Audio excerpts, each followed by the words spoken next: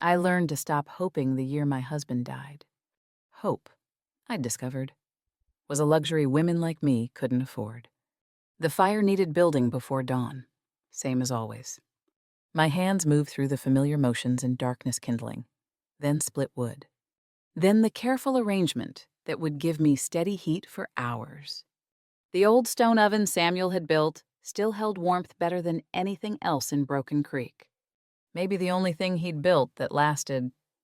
The settlement earned its name, honestly.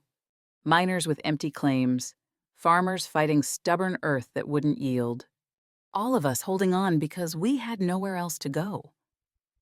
I baked because it was what I knew. Because my children needed to eat. I worked the dough in silence, listening to Mary and Jack sleep in the loft above. Bread making was the one thing I could still do well, the way my hands judged the dough by touch, alone. Knowing when it needed more flour or more time. The way I could hear the oven's temperature in the quality of the fire's crackle. Creating something perfect from almost nothing. There was pride in that, buried so deep I sometimes forgot it existed. Mrs. Henderson would arrive around sunrise. She always took 2 loaves. Always promised to pay when her husband found work at the mine. The Johnsons needed bread because their baby had been sick 3 weeks running and they couldn't manage. Cooking and caring both. Widow Thompson, frailer than me and 10 years older. Couldn't pay, but needed to eat. I accepted all their promises, wrote nothing down. Let the debt accumulate like snow against a door. You know you'll never open. By the time the children woke, 6 loaves cooled on the rack. Golden crusts, perfect rise, the smell of yeast and promise filling our small cabin. My stomach cramped with hunger, but I'd learned to ignore that. Fed the children first bread with butter when we had it. Dry when we didn't. I ate the crusts, the broken pieces, whatever they left. Told myself it was enough. Told myself a lot of lies those days. The morning light came through cracks in the cabin walls, illuminating dust motes and my thinness. My dress hung loose where it used to fit close.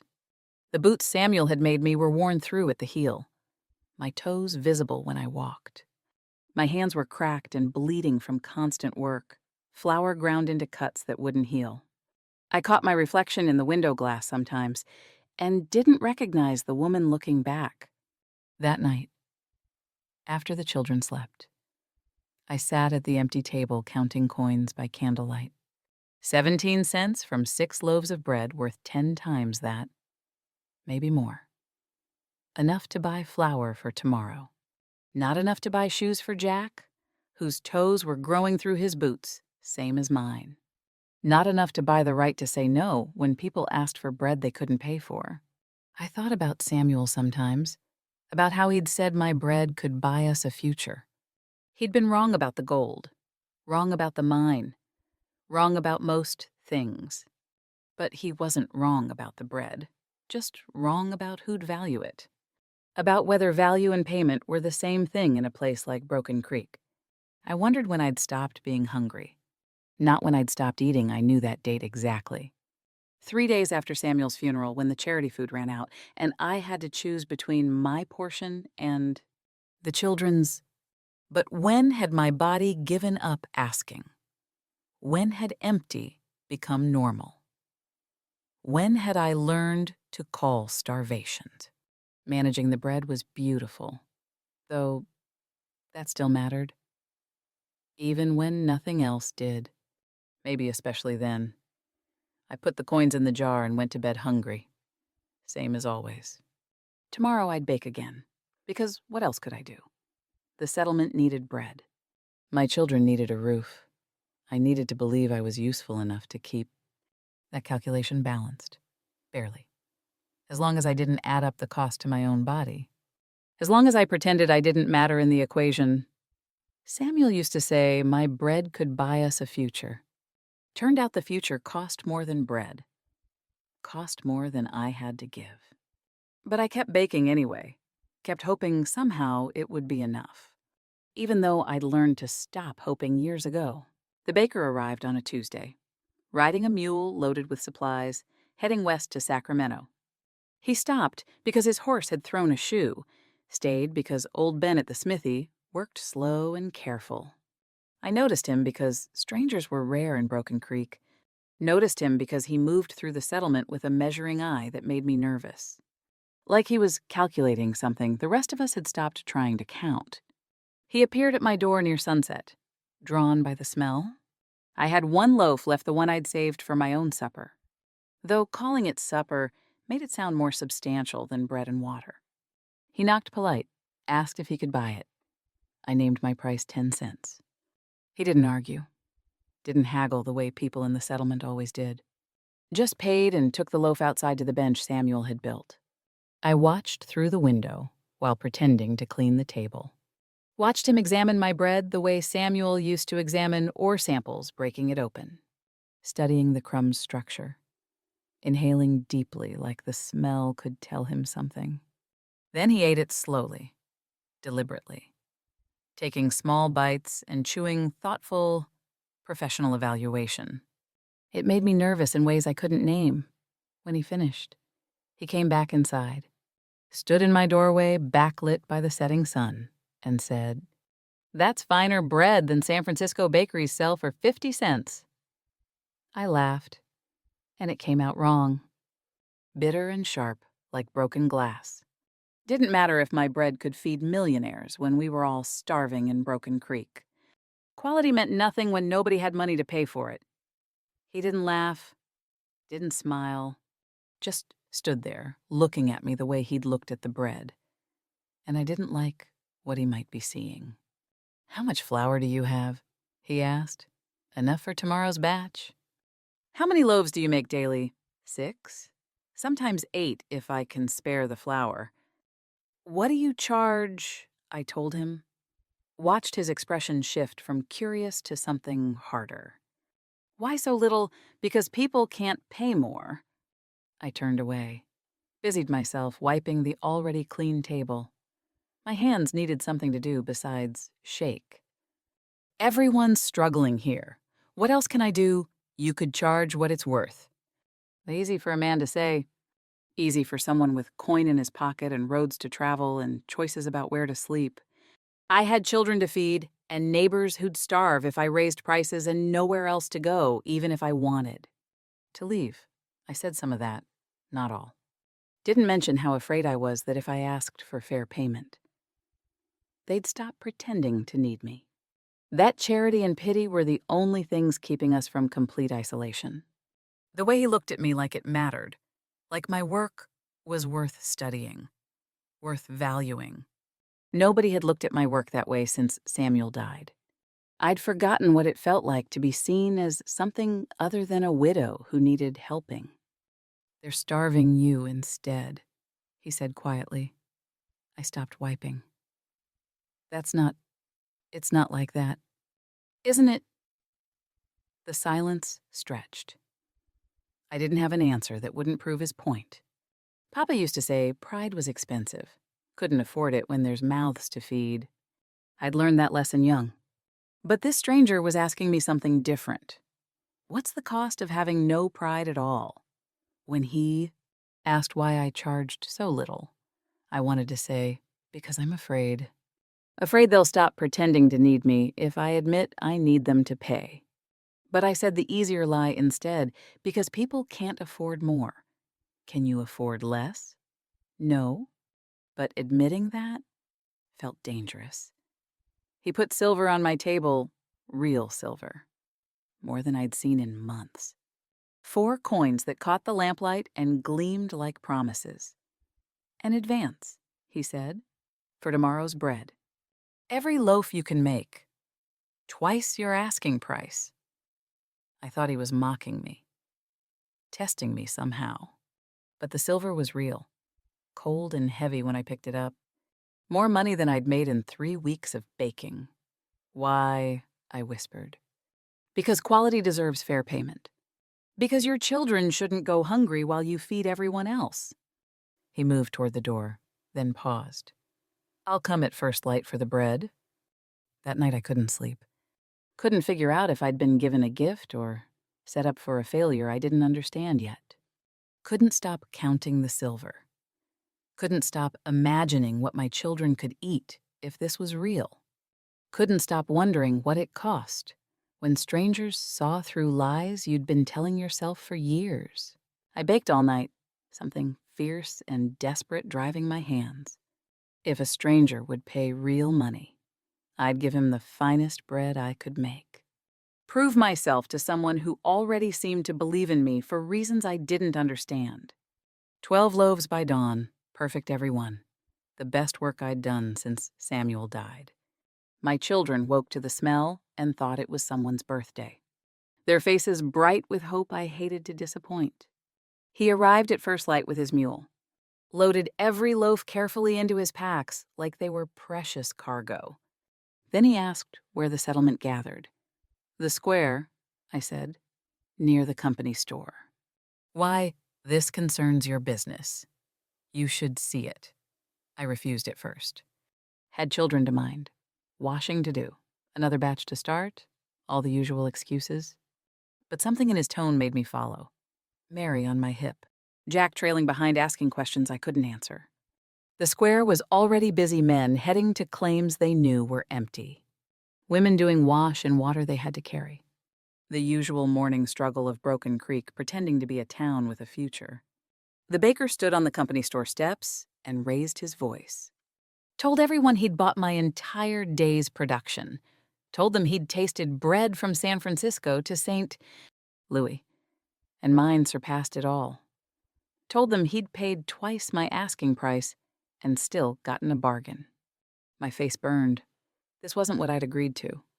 This was making me visible in ways I'd spent 2 years trying to avoid. Then he said, the thing that made me want to disappear entirely. Quality costs, skill deserves payment. Her children are hungry because you're taking without paying. The silence that followed felt suffocating. Mrs. Henderson looked at the ground. The Johnsons shifted uncomfortably. Widow Thompson turned and walked away. I stood there holding Mary, feeling Jack press against my side, wishing the earth would open and swallow me whole. The baker wasn't finished. Said he'd stay in Broken Creek a while, teach me proper business. Said if anyone wanted my bread going forward, they'd pay fair price or go without. I wanted to argue, wanted to tell him he didn't understand these were my neighbors, my friends. The people who'd helped bury Samuel and brought food those first terrible weeks. How could I charge them fairly when I owed them so much? But walking back to my cabin, I was shaking. With anger, with shame, with something I couldn't name. He'd made me visible in a way I'd spent 2 years trying not to be. Visible meant vulnerable. Visible meant they could see me failing, see me needing, see my children's hunger written on their thin faces. These are my neighbors, I told him when we reached my cabin, voice shaking. My friends don't let friends starve. They don't understand. They understand. They just don't care enough to stop. That was the truth I couldn't argue with. The truth I'd been avoiding for 2 years. Part of me hated him for it. Part of me knew he'd just said what I'd been too afraid to say for so long. Both parts were right. That night he asked permission to camp near my cabin, help rebuild my business. I said yes. Not because I trusted him. I didn't know him well enough for trust. I said yes because that silver meant my children would eat for a month. I said yes because saying no meant going back to slow starvation, and I was tired of dying by inches. I said yes, and everything changed. Walking back to my cabin earlier, Mary heavy on my hip, Jack's hand in mine. I'd felt the settlement's eyes on my back. Judgment. Maybe shame. Definitely. But also something else, the weight of that silver in my pocket. The first fair payment I'd received in 2 years. It felt like possibility. It felt like betrayal. Mostly it felt like I'd crossed a line I couldn't uncross, and I'd have to live with whatever came next. The first week, we barely spoke. He slept in his bedroll under my lean-to, worked silently beside me at the oven. Taught through demonstration rather than words, showing me how to calculate true costs, how to price by quality instead of sympathy, how to keep proper accounts in the ledger he'd provided. I watched him work and wondered about kindness. What it meant when someone helped without making you feel small for needing help. He fixed my oven door without asking. Didn't mention it was broken or that I should have done it myself. Just fixed it one morning before I woke. And suddenly, my oven held heat better, and my bread baked more evenly. Nobody had cared about making my work easier in so long. He split extra wood so I wasn't scrambling at dawn, stacked it neat against the cabin wall, enough for 3 days instead of 1. When Mary fell and scraped her knee running, he whittled her a small wooden bird while I tended her wound, his knife moving steady and sure. She clutched that bird like treasure. When Jack asked endless questions about Sacramento and the mines and whether the ocean was really blue as sky, he answered patient, never making my son feel foolish for not knowing things. I noticed everything while pretending not to notice. Funny how that worked. People came slowly at first, cautious and resentful. Mrs. Henderson paid full price for 2 loaves, apologizing so quietly I almost didn't hear. Said she was sorry, said she hadn't known, said she'd do better. The Reverend bought 2 loaves and said he should have done right by me sooner. Some stayed away entirely too proud or too poor, and I grieved those customers even as my coin jar filled. The baker showed me how to trade when people truly couldn't pay bread for eggs, for milk, for butter that made my bread even better. Showed me the difference between genuine hardship and comfortable exploitation.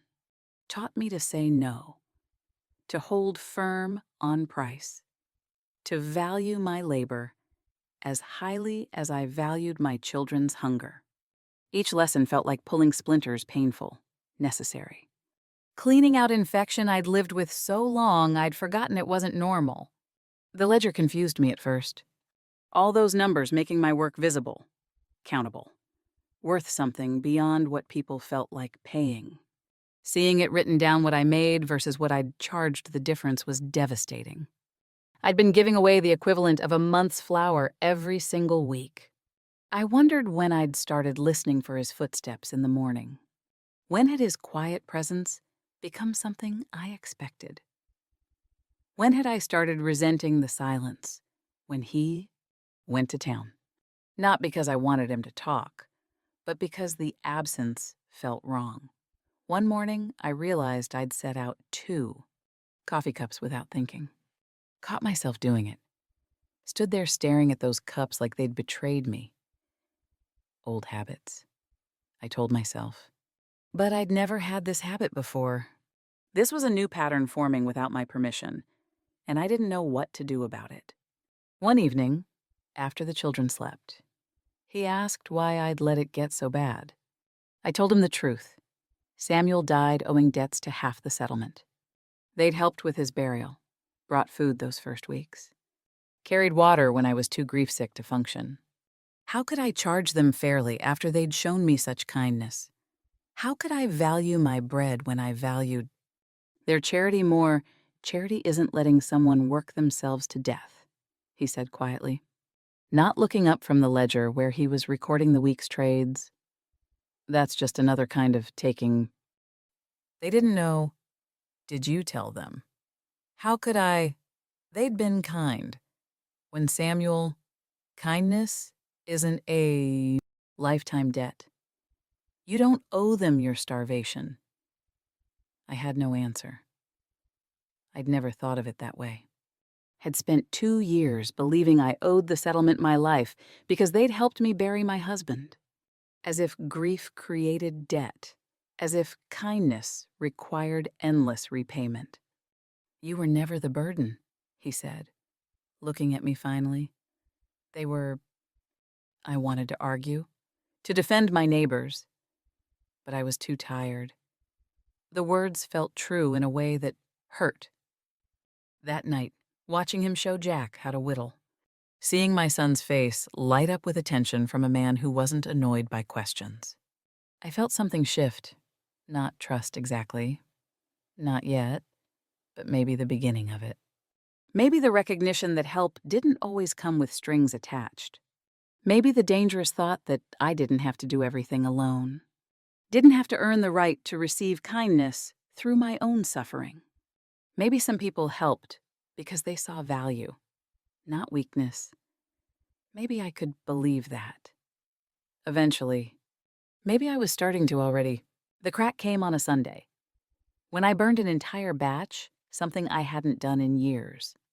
I stood staring at 6 ruined loaves, calculating the lost flour, the lost income, the lost proof that I knew what I was doing. My hands were shaking. The burned bread smelled like failure, like every time I'd fallen short. Every promise I couldn't keep. Every meal my children ate that was smaller than it should be. The smell filled the cabin and I couldn't breathe around it. I sat on the floor and cried like I hadn't since Samuel's funeral.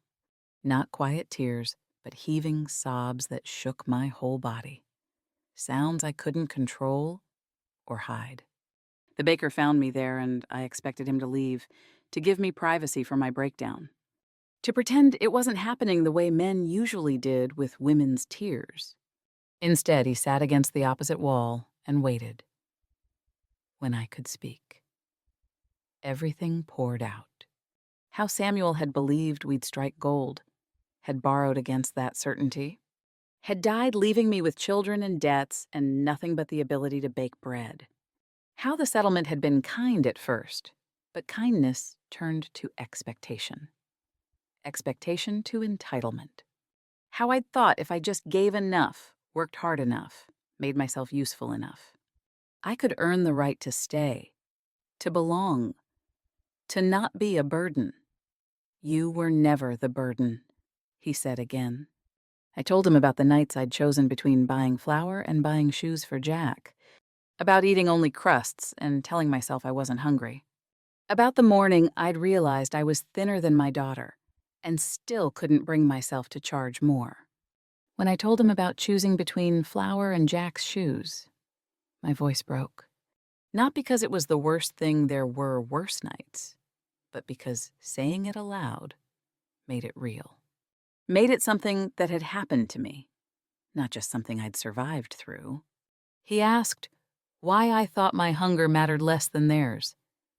I wanted to say, because I'm the mother, because I'm the widow, because I'm the one who has to be strong. But the truth was simpler and more terrible, because I learned to believe it. He told me about his sister then. A seamstress in Philadelphia who'd worked herself sick, sewing for neighbors who praised her skill but refused to pay her worth. Who'd died at 32, with nothing to show for her talent but a pauper's grave and a stack of unpaid promises. I won't watch it happen again, he said. I remembered Mama after Papa died. How she'd eaten less and less, saying she wasn't hungry, saying we needed it more. How thin she got before the fever took her. I'd sworn I'd never do that to my children. But here I was, thinner than Mary, telling myself it was different because I was still standing. Why do you care? I asked through tears. You don't know me. You don't owe me anything. I owed my sister everything, never paid that debt. Maybe this is how I try. I'm not your sister. No. But you're doing what she did, making yourself smaller and smaller until there's nothing left. I couldn't stop her. Maybe I can stop you. The honesty of it hurt worse than the burns. That night, he taught me the hardest lesson that receiving help wasn't weakness, that I'd confused independence with isolation, strength with suffering, that my children needed a mother who ate, not a martyr who starved. That being good at something didn't mean doing it for free.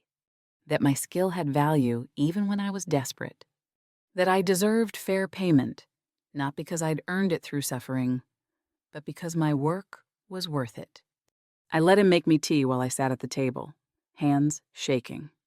Let him check on the children, who'd slept through my breakdown. Let him bank the fire and say goodnight without demands or expectations. Let myself be helped, without having to earn it first, without having to prove I deserved kindness. It felt strange and terrifying and necessary.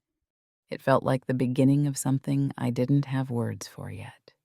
Like learning a new language where help didn't mean debt, where receiving didn't require endless giving back, where I could be both skilled and struggling, both capable and in need of support. That night changed something. I'd spent 2 years building walls between myself and help. Believing independence meant never needing anyone. He'd just shown me that true strength included knowing when to accept support. That isolation wasn't the same as self-sufficiency. That I could let someone help without disappearing in the process.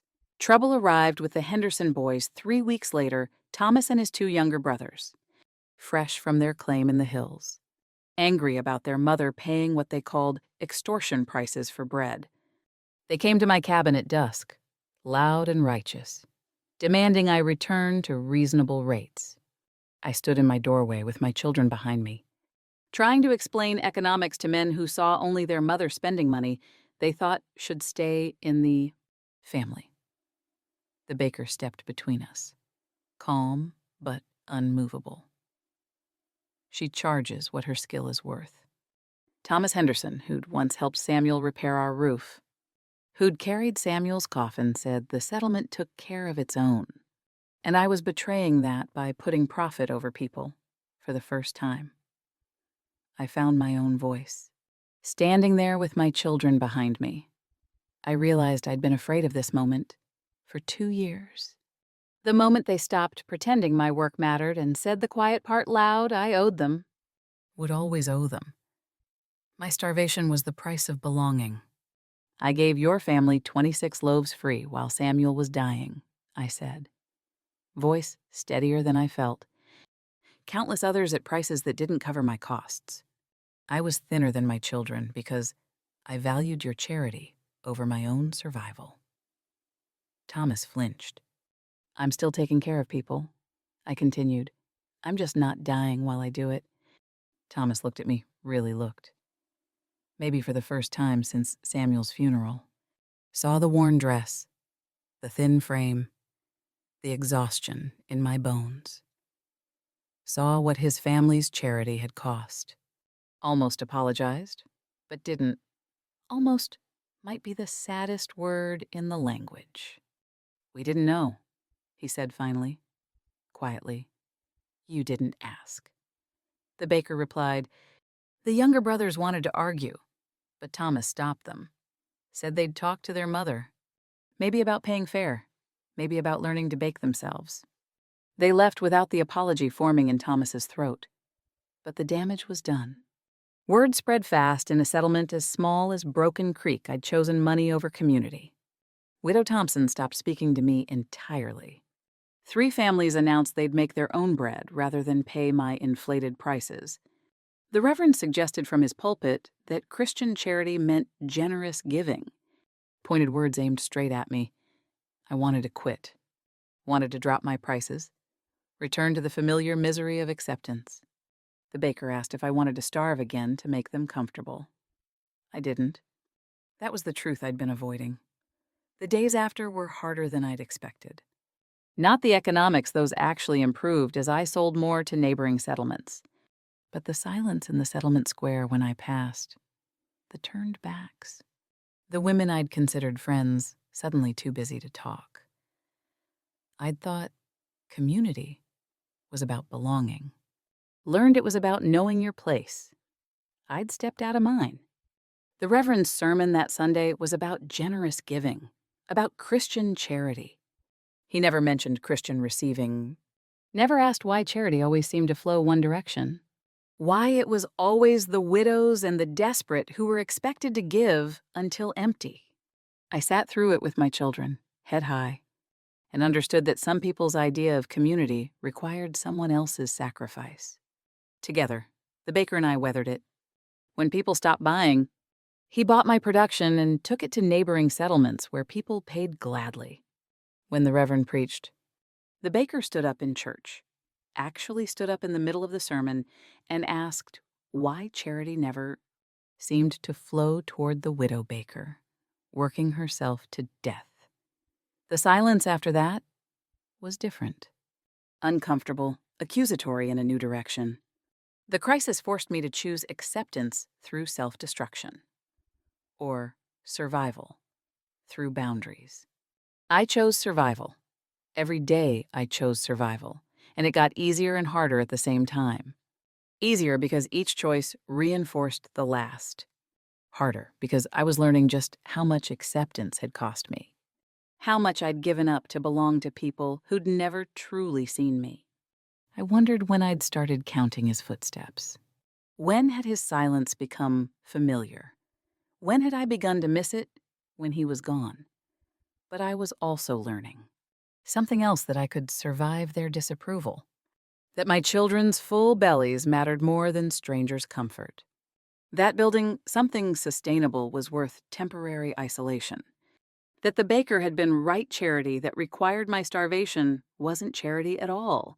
The darkest night came 3 weeks after the Henderson confrontation, when my flour supplier raised his prices to me specifically. Ben Morrison, who ran the general store, had supplied my flour since Samuel died. After the settlement turned against me, pressured by neighbors who wanted to punish my independence, he doubled my price. Punishment for refusing to be properly grateful, for not knowing my place. I sat at my table after the children slept, doing calculations that wouldn't balance. Without affordable flour, my business would collapse. With the expensive flour, I could barely break even. All the progress of the past months evaporating because one man decided to teach me a lesson. The baker was at the settlement store, negotiating something. I was alone with the arithmetic of my failure. I'd been foolish to think I could charge what I was worth. Foolish to believe skill mattered more than fitting in. The settlement would outlast me. They'd proven that. I could return to poverty pricing, restore the tentative peace, survive on scraps again. My children would eat less, but we'd eaten less before. We'd survive, barely, and I'd stop being the woman who'd stepped out of line. I was packing my ledger away, accepting defeat. When the thing about rock bottom hit me, you think you've reached it. Then the ground gives way and you fall further. But also rock bottom is solid. You can push against it, can decide whether to stay down or stand back up. I thought about other settlements. Towns where nobody knew me, where I could start over without the weight of unpaid debts and broken charity. Take the children, find someplace new, begin again without all this judgment. But running meant teaching Mary that her work had no value. Teaching Jack that survival required making yourself less. What kind of mother taught those lessons Mama used to say? The hardest part of being a woman was choosing. Which hard thing to do? Could protect yourself or protect your children, but rarely both. Could be liked or be respected, but rarely both. Could be safe or be free, but rarely both. I'd spent 2 years trying to protect my children by making myself smaller. It hadn't worked. Time to try a different hard thing. The baker returned with contracts.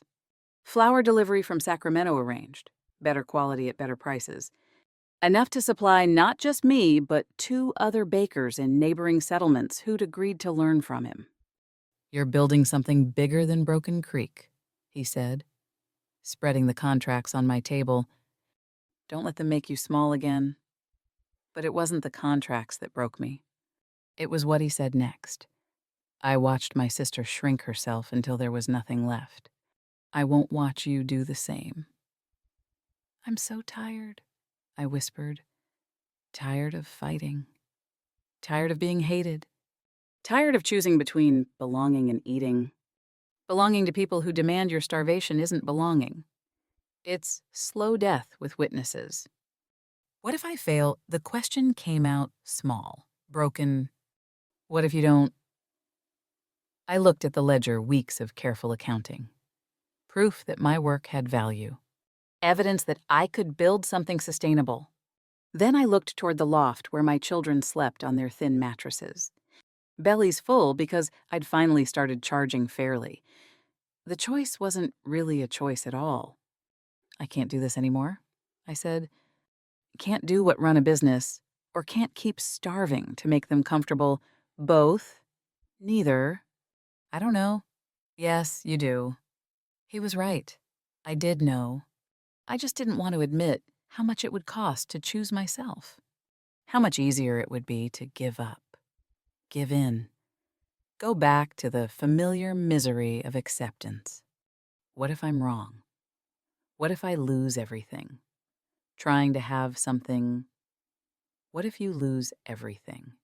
Anyway, because you're too afraid to try. That night I sat at my table long after he'd gone to his bedroll. Sat with the contracts and the calculations and the fear.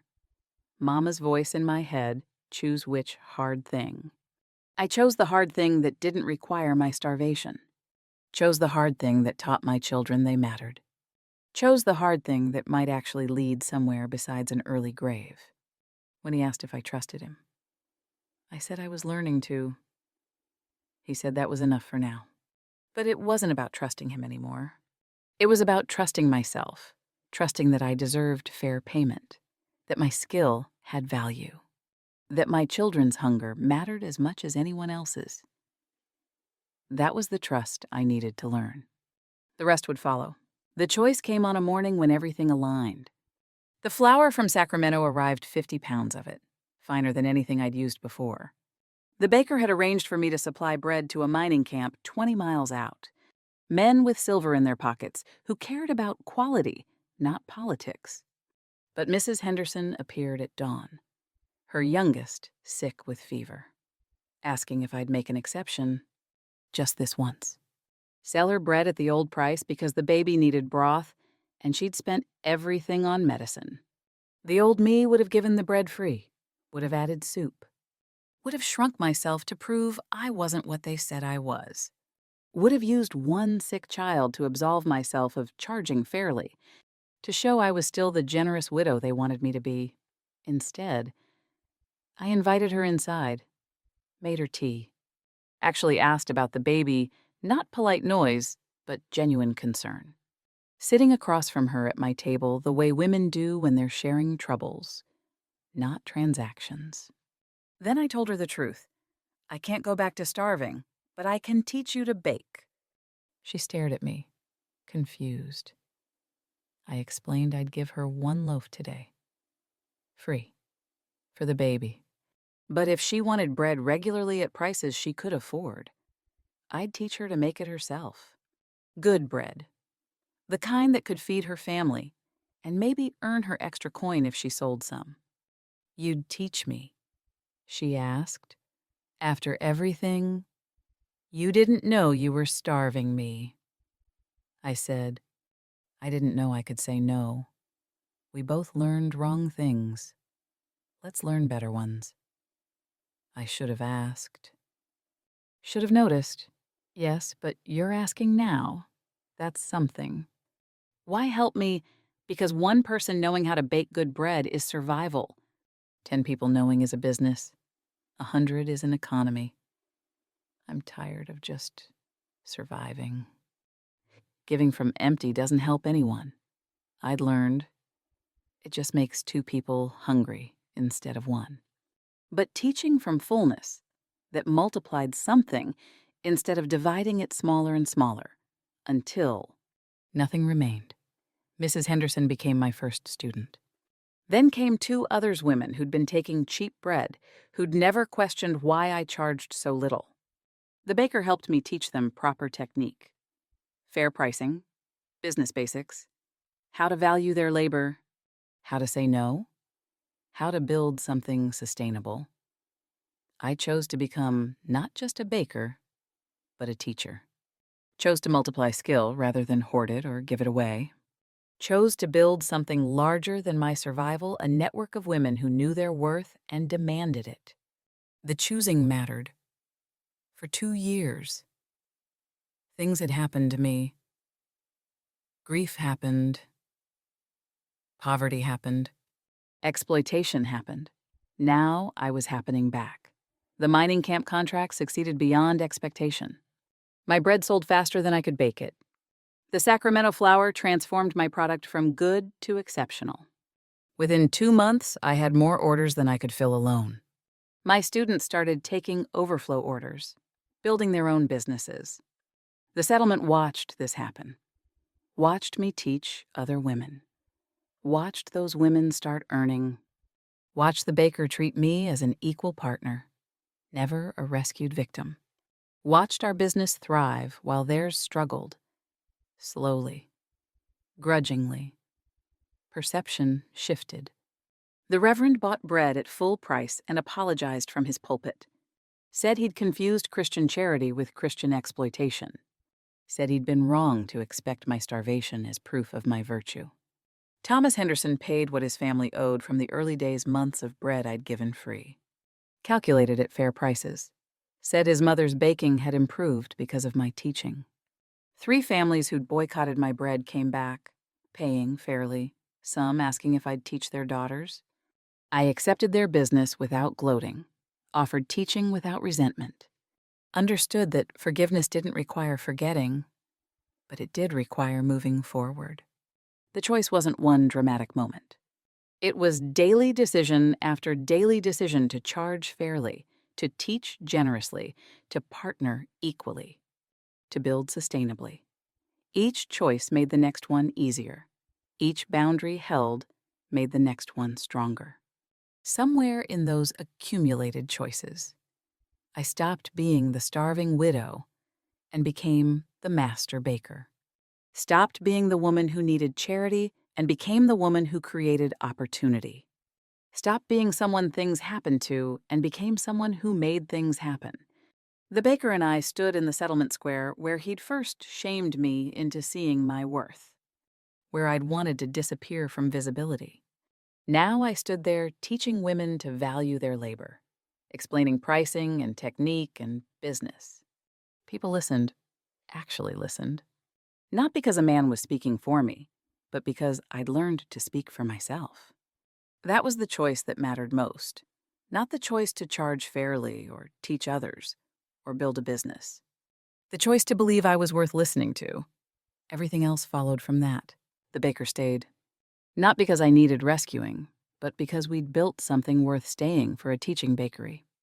A network of skilled women. A business model based on fair exchange rather than exploitation disguised as charity. We married the following spring.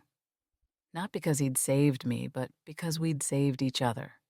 He'd taught me business, and I'd taught him that skill without sustainability was just another kind of failure.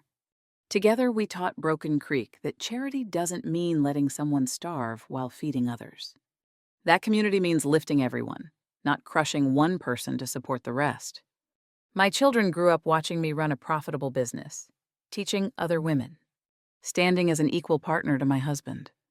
Mary learned that her work had value, that her skill mattered, that her hunger counted.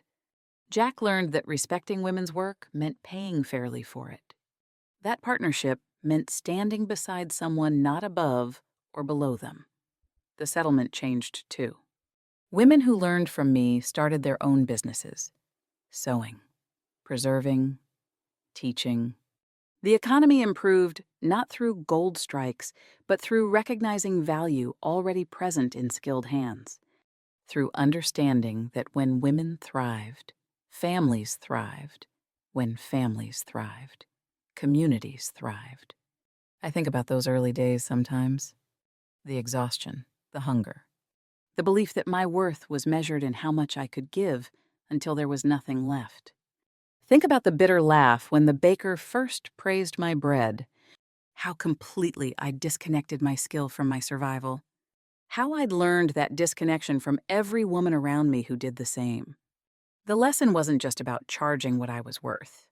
It was about understanding worth itself, that my children's full bellies mattered, that my labor deserved compensation, that receiving help wasn't weakness, but wisdom, that I could be both skilled and compensated, both generous and sustainable, both part of community and whole within myself. Sometimes women come to me struggling with the same blindness I had. They apologize for charging fairly, shrink themselves to fit into broken systems, measure their value by how much they can sacrifice. I see myself in every one of them. A woman named Clara came last week, asking how to tell neighbors she was raising prices. You don't ask permission, I told her, pouring tea the way the baker once poured tea for me. You inform them of the change. But they'll be angry. Let them. Their anger isn't your responsibility to manage. Your children's hunger is. She cried, like I'd cried. I made tea, like the baker made tea, passed forward what was given to me. I tell them what the baker told me. Charity that requires your starvation isn't charity. It's just another kind of taking. Then I teach them to bake, to calculate, to stand firm. Teach them that skill has value even when they're starving. That being good at something doesn't mean doing it for free. That sometimes you need someone to teach others and yourself what you're worth. Our bakery thrives now. Not just my bread, but a collective 6 women baking, teaching, earning fair wages. The children eat well. I've gained back the weight I lost, bought proper boots, even saved enough to buy the building we work in. These victories feel sweeter because I remember when bread for tomorrow wasn't guaranteed. On mornings when I build the fire in that old stone oven Samuel built. When I shape dough into loaves that will sell for honest prices to people who value them properly. I remember the woman who starved while feeding others. I remember her with compassion now. Not shame. She did the best she knew how, and then she learned better. The baker and I work side by side, equals in business and life. He catches me undercharging sometimes. Reminds me that my first instinct toward self-sacrifice doesn't serve anyone. I remind him that business without compassion becomes exploitation too. We balance each other. And I teach my daughter that her hands can build a life, that her skill matters, that her hunger counts. Teach my son that respecting women's work means paying fairly for it, that partnership means standing beside someone. The lessons I learned in my darkest hours, transformed into light I can pass forward. That's the life we built. That's the choice I keep making. Every single day. That's the bread that actually feeds not just bodies, but spirits. Not just families, but futures. I learned to stop hoping the year my husband died. But I learned to start again the year a stranger showed me I was worth more than my starvation, worth more than my usefulness, worth fair payment for honest work. Hope, I discovered, wasn't a luxury after all. It was what happened when you finally believed you deserved to survive.